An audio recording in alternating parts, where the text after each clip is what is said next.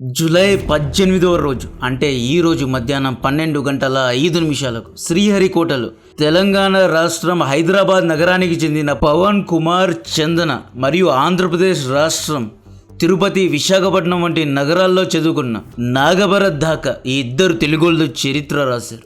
ఈ ఇద్దరు స్థాపించిన స్కై రూట్ అనే కంపెనీ విక్రమ్-1 అనే రాకెట్ను ఈ రోజు లాంచ్ చేసింది. మనోళ్లకు చైనాతో పోల్చే అలవాటు ఉంటుంది కదా, భారత్ ఏమీ తయారు చేయలేదు, మేడ్ ఇన్ ఇండియా అనేది ఒక బూటకం, భారత యువత దేనికి పనికిరారు అని మాట్లాడతారు కదా, వారందరికీ సమాధానం ఇచ్చారు. యుఎస్ఏలో ఉన్న ఇలాన్ మస్క్ లాంటి సైంటిస్టులు ఇండియాలో ఎందుకు పుట్టరు అని ఆశ్చర్యపోయే వాళ్ళందరికీ సమాధానం ఇచ్చారు. ఇలాన్ మస్క్ స్పేస్ ఎక్స్ అనే ప్రైవేట్ కంపెనీ 2008లో లాంచ్ చేసిన ఫాల్కన్ 1 రాకెట్ 3 సార్లు ఫెయిల్ అయ్యి 4th టైం పాస్ అయింది. బట్ స్కై రూట్ మొదటి అటెంప్ట్లోనే పాస్ అయింది. ప్రపంచంలో ఒక్కటే అటెంప్ట్లో శాటిలైట్ను భూమి కక్షలో అంటే ఎర్త్ ఆర్బిట్లో లాంచ్ చేసిన మొట్టమొదటి ప్రైవేట్ కంపెనీ స్కై రూట్. ఈ ఫీట్ చైనా కూడా చేయలేకపోయింది. ఇండియాలో ఆపర్చునిటీ లేదు అనే వాళ్లకు అర్థం చూపించారు.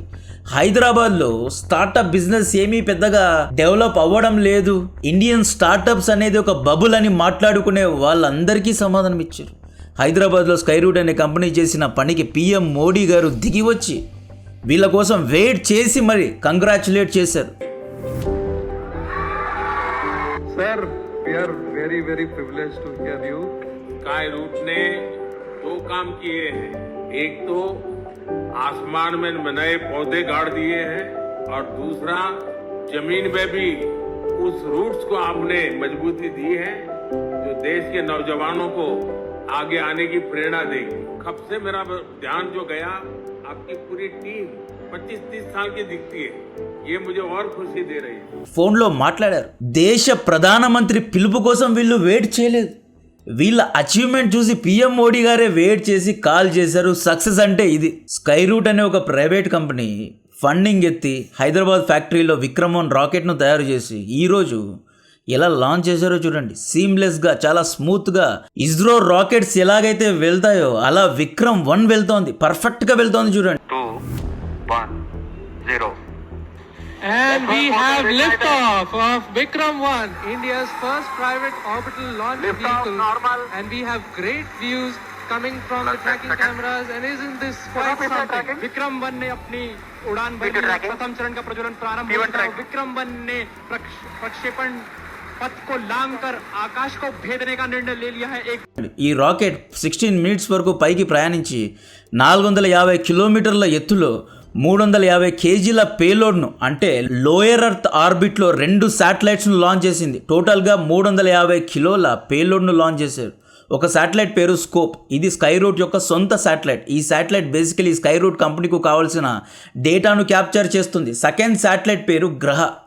ఇది ఇండియా యొక్క ఇంకొక స్టార్టప్ కంపెనీ అయిన గ్రహ అనే కంపెనీ యొక్క శాటిలైట్. ఈ శాటిలైట్ హై క్వాలిటీ ఇమేజెస్ను తీస్తుంది, ఫ్లడ్స్ను మ్యాప్ చేస్తుంది, ట్రాఫిక్ యొక్క డేటాను క్యాప్చర్ చేస్తుంది అన్నమాట. కన్ఫ్యూజ్ కావద్దు, చాలా సింపుల్గా సాధారణ భాషలో ఈ స్కై రూట్ కాన్సెప్ట్ను ఎక్స్ప్లెయిన్ చేస్తా. ఇలాంటి కాంటెంట్ కోసం తల చెరుపుకొని రీసెర్చ్ చేయాలి. నాకు కాంటెంట్ నచ్చితే వీడియోను లైక్ చేయండి. ఛానల్ను ఇంకా సబ్స్క్రైబ్ చేయకపోతే సబ్స్క్రైబ్ చేయండి. 2018లో పవన్ చందన, నాగభరత్ ఇద్దరు ఇస్రో నుండి రిజైన్ చేసి స్కై రూట్ అనే ఒక స్టార్టప్ కంపెనీను స్థాపించారు. అండ్ వీళ్ళ ఒక టాలెంట్ చూసి చాలామంది ఈ కంపెనీలో పెట్టుబడి పెట్టారు. దాదాపు $100 మిలియన్ వరకు పెట్టుబడి పెట్టారు. 2020లో ప్రభుత్వం అంతరిక్షంలో శాటిలైట్స్ను ప్రైవేట్ కంపెనీస్ కూడా లాంచ్ చేయొచ్చు.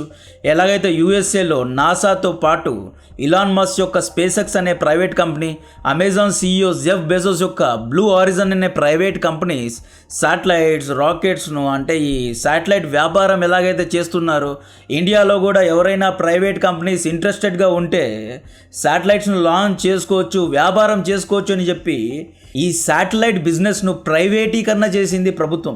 ఈ ఇద్దరు కుర్రాళ్ళు ఫండింగ్ ఎత్తారు, హైదరాబాద్లో ఫ్యాక్టరీ ఓపెన్ చేసుకున్నారు. అండ్ వీళ్ళ యొక్క బిజినెస్ మోడల్ ఏంటి అంటే ఇస్రో శాటిలైట్స్ను లాంచ్ చేస్తుంది, రైట్.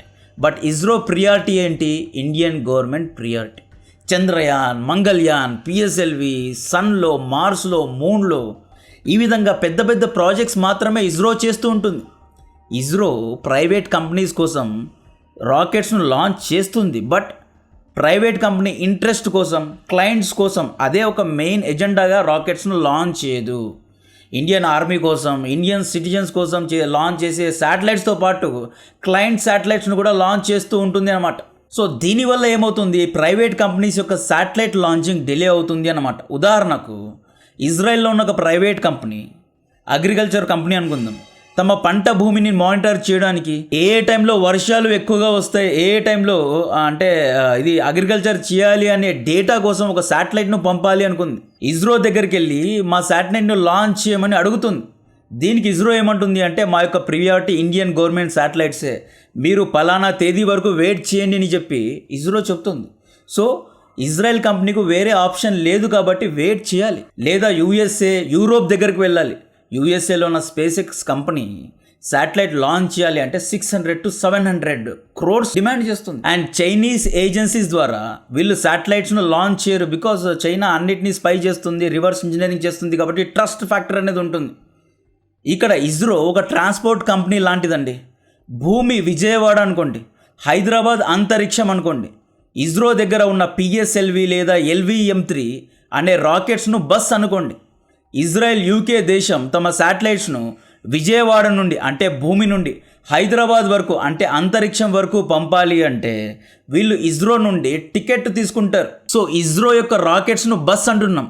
భూమి నుండి ఈ రాకెట్స్ శాటిలైట్స్ను మోసుకొని అంతరిక్షానికి వెళ్ళి అంతరిక్షంలో శాటిలైట్స్ను వదులుతారు అన్నమాట. శాటిలైట్ అనేది ప్యాసింజర్ లాంటిది, అంతరిక్షంలో చక్కర్లు కొట్టేది శాటిలైట్సే. సో ఇస్రో ప్రియారిటీ పెద్ద పెద్ద శాటిలైట్స్, పెద్ద పెద్ద ప్రాజెక్ట్స్.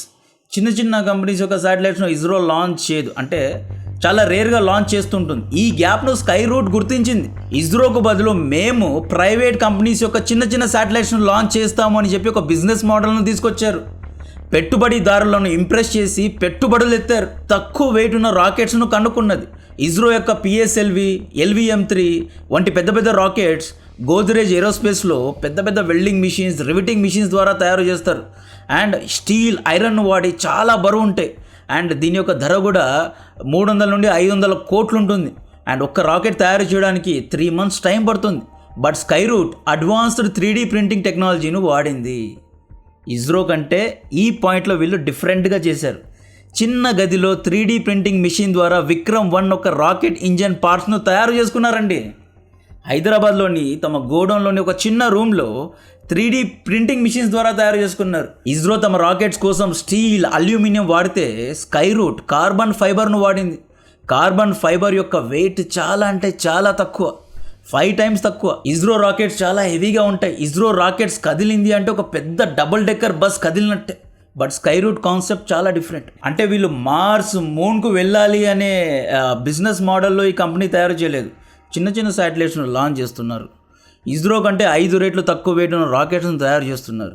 ఇస్రో 300 కోట్లు ఖర్చు పెట్టి రాకెట్ తయారు చేస్తుంది. ఇయర్లీ 3 సార్లు మాత్రమే లాంచింగ్ ఉంటుంది. ఉదాహరణకు HD రవి అనే ఒక ప్రైవేట్ ట్రాఫిక్ మేనేజ్మెంట్ కంపెనీ ఉంది.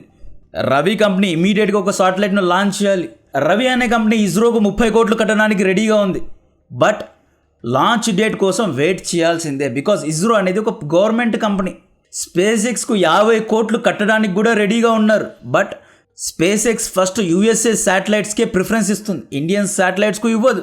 ఇలాంటి సిచ్యువేషన్లో HD రవి కంపెనీ 60 కోట్లు ఖర్చు పెట్టి స్కై రూట్ను బుక్ చేసుకుంది.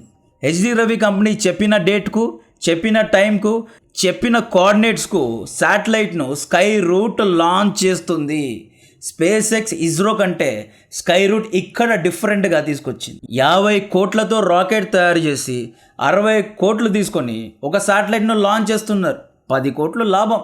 ఇక్కడ క్లయింట్ ఎలా లాభపడుతున్నాడు అంటే తన కోరిన టైంకు, తాను కోరిన కోఆర్డినేట్స్లో చాలా ఫాస్ట్గా ఎప్పుడంటే అప్పుడు శాటిలైట్స్ను లాంచ్ చేసుకోవచ్చు. ఉదాహరణకు ఎయిర్పోర్ట్కు వెళ్ళడానికి గవర్నమెంట్ బస్ ఎక్కితే అన్ని స్టాప్స్లో బస్ ఆగుతుంది. బస్సు తీసుకుంటే డబ్బులు మిగులుతాయి అంటే ఫ్లైట్ మిస్ అవుతుంది. బిజినెస్ మీటింగ్కు వెళ్ళలేరు, ఫ్లైట్ ఫేర్ కూడా లాస్ అవుతుంది. మళ్ళీ ఫ్లైట్ బుక్ చేయడానికి ఎక్కువ ధర ఖర్చు పెట్టాలి. 400 రూపాయలు మిగిలించడానికి బస్సులో వెళ్తే 50,000 ఫ్లైట్ మిస్ అవుతుంది, 50 కోట్ల బిజినెస్ డీల్ మిస్ అయ్యే ప్రమాదం ఉంది. ఇక్కడ క్లయింట్ ఫాస్ట్ గా డెస్టినేషన్ కు చేరుకోవాలి, మనీ డజంట్ మ్యాటర్. అదే ఒక ప్రైవేట్ క్యాబ్ బుక్ చేసుకుంటే కరెక్ట్ టైం కు ఎయిర్పోర్ట్ కు ఉంటాడు, బికాస్ ప్రైవేట్ క్యాబ్ ఎక్కడా ఆగదు. స్కై రూట్ కూడా ఎగ్జాక్ట్ గా ప్రైవేట్ క్యాబ్ లాగే పనిచేస్తుంది. అండ్ ప్రైవేట్ కంపెనీస్ తమ శాటిలైట్స్ ను కరెక్ట్ టైంలో లాంచ్ చేయడానికి ఎంత డబ్బైనా ఖర్చు పెడతారండి. ఉదాహరణకు ఇరాన్ లో వార్ జరుగుతోంది. ఇరాన్ తమ శాటిలైట్స్ ద్వారా తమ యొక్క వార్ ఇమేజెస్ ను, హై క్వాలిటీ ఇమేజెస్ ను తీయడానికి ఒక శాటిలైట్ ను లాంచ్ చేయాలి అంటే వీళ్ళు 60-70 కోట్లు ఖర్చు పెట్టి ఇమీడియట్ గా శాటిలైట్స్ ను లాంచ్ చేయడానికి సిద్ధంగా ఉంటారు. బికాస్ ఇది చాలా అంటే సెక్యూరిటీ విషయంలో క్లయింట్స్ ఎంత డబ్బైనా ఖర్చు పెట్టడానికి రెడీగా ఉంటారు. ISRO, space X, blue origin వంటి కంపెనీస్ ఎక్కువగా డబ్బులు తీసుకుంటారు, బట్ క్లయింట్ చెప్పిన డేట్ కు వెళ్ళి లాంచ్ చేయరు. కాబట్టే స్కై రూట్ ఈ గ్యాప్ ను గుర్తించి ఒక బిజినెస్ మోడల్ ను తయారు చేసి సక్సెస్ అయింది. అండ్ ఫస్ట్ అటెంప్ట్ లో రాకెట్ ను లాంచ్ చేసి ఆ తర్వాత శాటిలైట్ ను కూడా 450 కిలోమీటర్ల ఎత్తులో దింపారు. అంటే ఇది మామూలు ఫిట్ కాదు, ఇలాన్ మస్క్ వల్లే కాలేదు. ఏంటి ఇస్రో యొక్క రోల్ ఏంటంటే, ఇస్రో ఇలాంటి ప్రైవేట్ కంపెనీస్ ను ఓవర్సీ చేస్తుంది అనమాట. అంటే ప్రైవేట్ కంపెనీ అంటే వాళ్ళ సొంతంగా రాకెట్ లాంచ్ చేయడానికి లేదు, శ్రీహరికోట లాంచ్ ప్యాడ్ ను వాడతారు. సో ఇస్రో యొక్క పర్మిషన్స్, అప్రూవల్స్ ఉంటాయి. లైక్ ప్రైవేట్ కంపెనీస్ ఎలాగైతే హైదరాబాద్ మున్సిపాలిటీ నుండి బిల్డింగ్స్, డ్రాయింగ్స్ యొక్క అప్రూవల్స్ తీసుకుంటున్నారో, సేమ్ అలాగే వీళ్ళు ఒక రాకెట్ లాంచ్ చేయాలన్నా, శాటిలైట్స్ లాంచ్ చేయాలి అన్నా ఇస్రో యొక్క పర్మిషన్ తీసుకోవాలి. ప్రైవేటీకరణ అంటే మొత్తం వదిలేసినట్లు కాదు, అప్రూవల్స్ విషయంలో, ఓవర్సీయింగ్ విషయంలో అక్కడ పైన ఉంటారు. సో ఈ ప్రైవేట్ శాటిలైట్స్ ను ఎవరు లాంచ్ చేస్తారు అంటే చాలా మంది లాంచ్ చేస్తారండి. ప్రపంచంలో USA, China, India, Russia and Europe ఐదే ఏజెన్సీస్ ఉన్నాయి. శాటిలైట్స్ ను లాంచ్ చేసే ఏజెన్సీస్ హైవే. ఈ 5లో కూడా చైనా, రష్యాను చాలా వరకు నమ్మరు, బికాస్ కమ్యూనిస్ట్ దేశాలు.